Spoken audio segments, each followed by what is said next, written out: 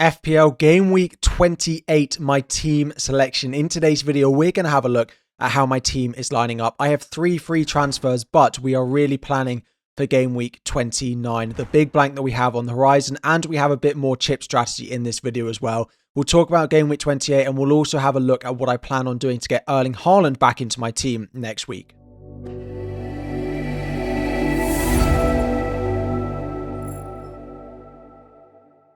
What is up, everyone? FPL Harry here. Before we dive in, 2,000 likes is the aim. Subscribe if you are new around here as well.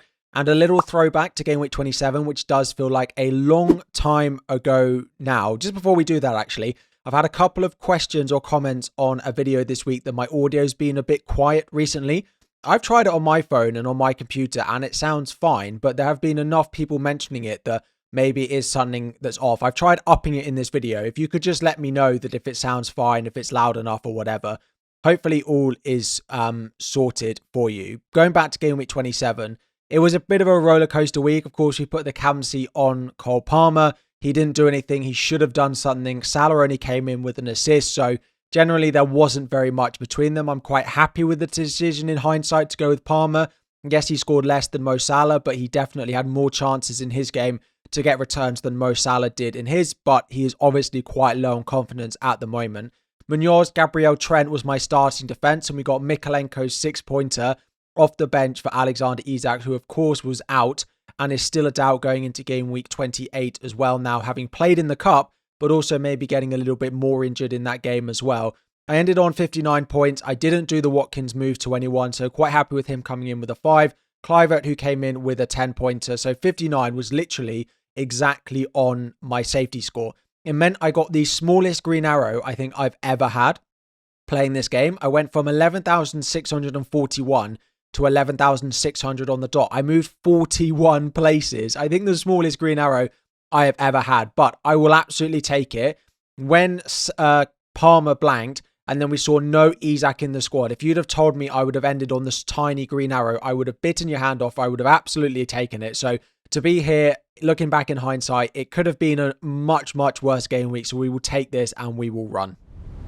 So yesterday we did a big chip strategy video, lots of strategy stuff in there, what's going to happen going forward. But I do want to talk a little bit about my strategy because some of the transfers I might make over the next couple of weeks might be a little bit different to you because of when I plan to play my wild card, because I've still got the assistant manager left.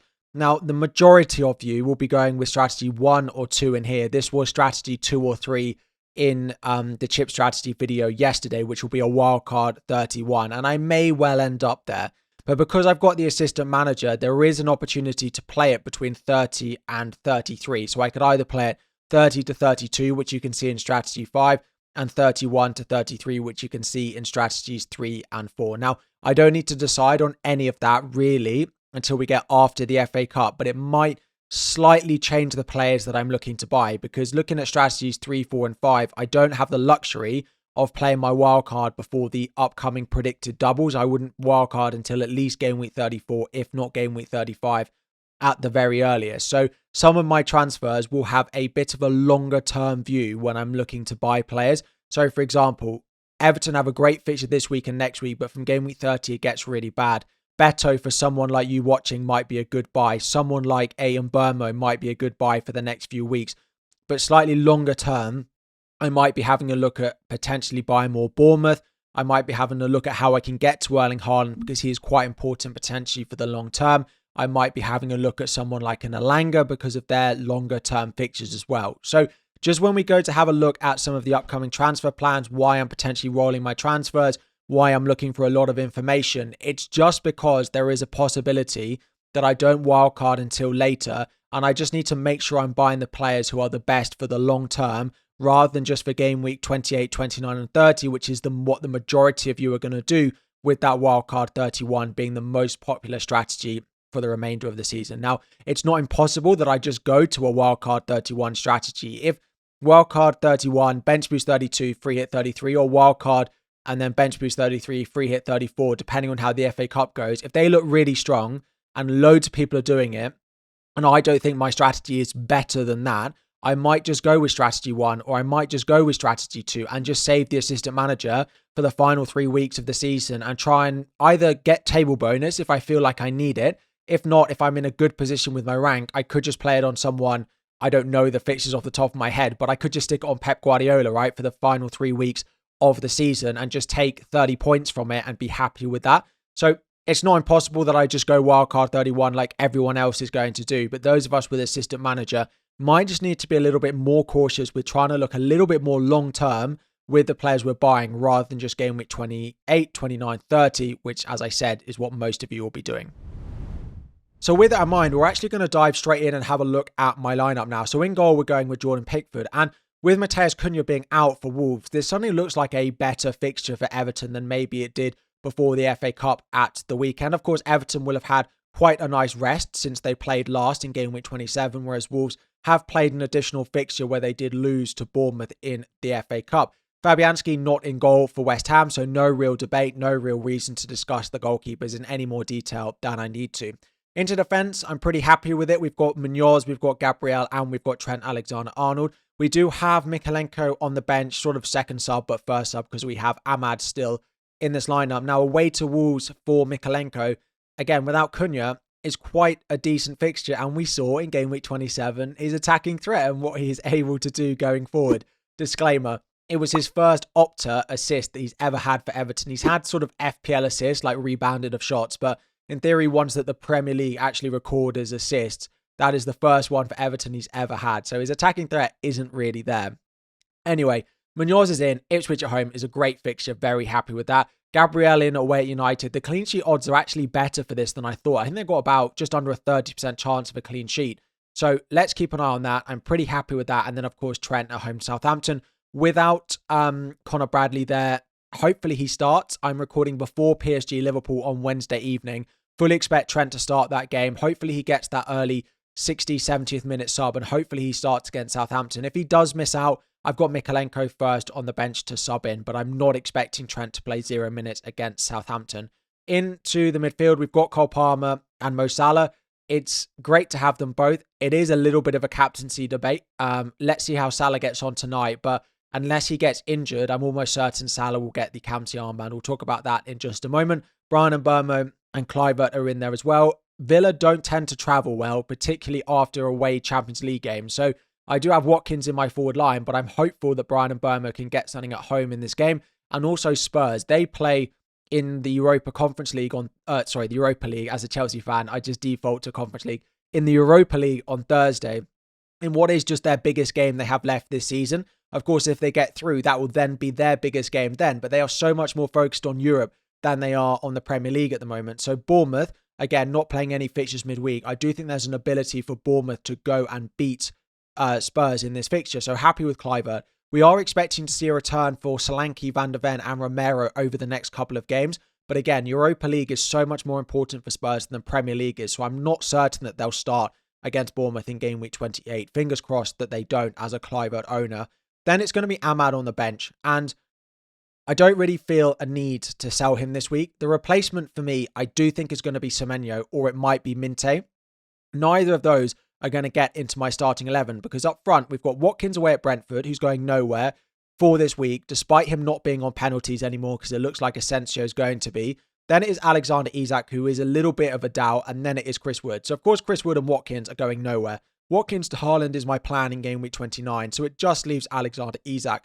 Now, he is a little bit of a doubt. We're not going to know going into the deadline who it's going to be, if he's going to be available, if it's going to be Isak up front, or if it's going to be Wilson. Because not only does Eddie Howe not tell us anything, they also don't play until Monday night.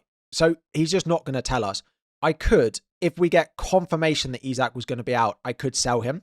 The issue is the replacement I've always had in my mind for Isak would be Cunha, and I'm not going to do that now that Cunha is suspended. So what I could do is do Ahmad to Semenyo. I've got exact money in the bank to do Ahmad to Semenyo, but I'm not really sure it's worth forcing it because I'm not 100% certain that Semenyo is the player that I'll have in my team for game week 29. I would say it's 75% likely that Ahmad to Semenyo is a transfer I do next week, but it's not guaranteed. It's not confirmed. And when I've got a first sub like Mykolenko after Ahmad, that looked absolutely fine for game week 28 if he had to play away at Wolves. And I do think Isak will get minutes unless we hear something completely negative. So I just think I'm going to roll with it, roll my transfer to get 4 next week, find the best plan for me to get Erling Haaland in game week 29 in place of Ollie Watkins, probably sell Ahmad to the midfielder that I like, because it might turn out that I decide to do a strategy where I keep Trent, for example, and then in which case Ahmad, I might not be able to afford Semenyo. I might need to go down to someone like a Wanyeri or João Gomez of Wolves or something like that. So it's not guaranteed that I go to Semenyo. If it was, I probably would just do Ahmad to Semenyo and leave Semenyo on the bench. And if Isak is a major doubt, Ahmad to Semenyo, benching Semenyo first sub, ready to sub in for Isak, is what's most likely for me to do. But at the moment, I just think there is a very decent chance that we see Isak gets minutes, and we'll have to see how it evolves over the next couple of days and with the press conference on Friday. In the final decisions video, we will talk a little bit more about what I'm going to do. But at the moment, I will roll unless it's very negative on Isak, in which case I will likely do Ahmad to Semenyo. We spoke briefly about captaincy. Salah has the armband at the moment. Palmer has the vice captain. Palmer's lack of confidence is a little bit of a put off, and we do expect him to start in the Europa Conference League on Thursday evening, given that Chelsea now have slightly more difficult tie against Copenhagen in that round of the tournament, which is probably their most difficult fixture left unless they reach the final. So I do think Salah will play, of course, against PSG, but Palmer will also play on Thursday night. I do think Salah will start against Southampton. He's very, driven to reach these records. We've heard Arne Slot say the Premier League is so important. He might not play 90, he might only play 70, but they're both great fixtures. I think Salah will just be the most highly captained. It doesn't feel like a week with my team that I should really take a risk. There's nothing really, apart from maybe Bowen and maybe Visser, that there's really big threats to my rank this week. Those are probably the top two, unless I'm missing someone really obvious. They were Cunha and they were Mateta in the forward line. And of course, they're unlikely to play. Cunha definitely won't. Mateta might. So plan is just to roll a transfer. I can't see myself not captaining Salah unless something crazy happens in the Champions League, in which case, or Arne Slot says something like Salah needs a rest before the second leg, in which case I might consider Palmer, but at the moment, Salah's just got it. So we've had a lot of questions over the past couple of videos about my plan for Haaland in game week 29. So this is now looking at game week 29. I've got 3 free transfers. Next week, if I roll, I will have 4. So I do plan on using probably all 4 of my transfers, and one of them will be Watkins to Haaland.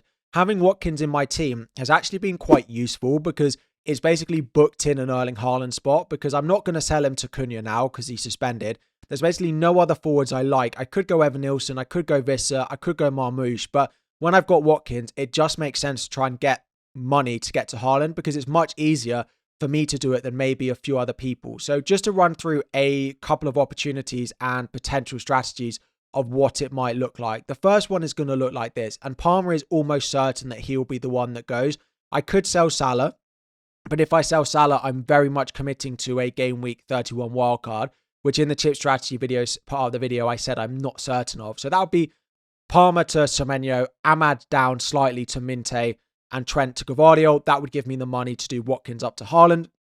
Minte could be someone else. It doesn't leave me very much in the bank, though. I think I might be able to just stretch to Anthony Elanga. I could look at Wanyeri in there as well, but generally Minte is probably the one I would go to, and he looks very, very nailed for Brighton. Again, Gvardiol, I could go to someone cheaper, but this is an option that I go to him for Brighton at home, Leicester at home, potential double in game week 33 as well. There is a slight different version of that where I do downgrade Trent to someone cheaper, probably going with Ryan Aït-Nouri. That would allow me to do Ahmad up to Bowen. So the previous version does leave me a little bit in the bank. I can't get up to Gibbs-White on the previous version, but I could get to someone slightly more expensive than a Minte. I can't get to Matoma either. But Ahmad up to Bowen is possible if I do Trent down to Aït-Nouri. And I'm just not certain that Gvardiol is really worth the money. His attacking threat is good, 5 goals so far this season.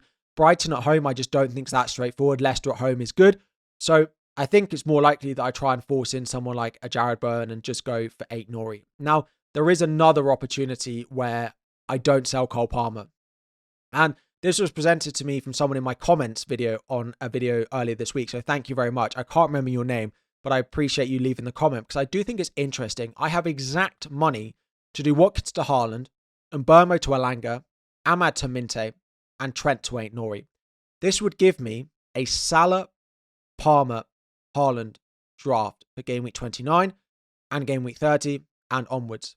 The only issue is I plan on playing my assistant manager. Doesn't make life very easy. I'm also losing Trent and I am losing Mbeumo. Now, the fixtures for Mbeumo are not that great. The fixtures for Trent are pretty good. I would like to keep Trent if I possibly can, but I do think it's unlikely. It's where most of my money is likely to come out from. So this is something I'm considering. I would say it's unlikely. I would say it's unlikely I go for a strategy like this. I think the option 2 with Semenyo, Bowen and Aït-Nouri is most likely. Don't think Gvardiol is massively worth the money. So Bowen and Aït-Nouri I prefer over Minte, Gvardiol, probably, especially because they play against each other in game week 30, right? So it doesn't make that much sense for me to do that. So I would say most likely is probably the Bowen, Aït-Nouri route. I could go with the keep Palmer, Haaland, Salah route. It just does make the assistant manager a little bit more difficult. But Watkins to Haaland feels very likely for me in game week 29. It's just exactly where I go to free up the money. But we don't need to discuss, we do need to discuss. We don't need to decide on that until we get to game week 29 after the deadline this weekend. So we'll leave that future planning section there. Plan is to roll the transfer unless there's really, really bad news on Alexander Isak, which I don't really expect because the last thing we heard from Eddie Howe was just that he had a little bit of fatigue. So hopefully it's a roll. Bench Ahmad, Mikolenko sort of first sub if anything was to happen to Trent not playing or, for example, in Isak missing out altogether. I don't expect those things to happen, but let's see what happens in the press conferences on Friday, and we'll update you all in Friday, final decisions on Friday afternoon.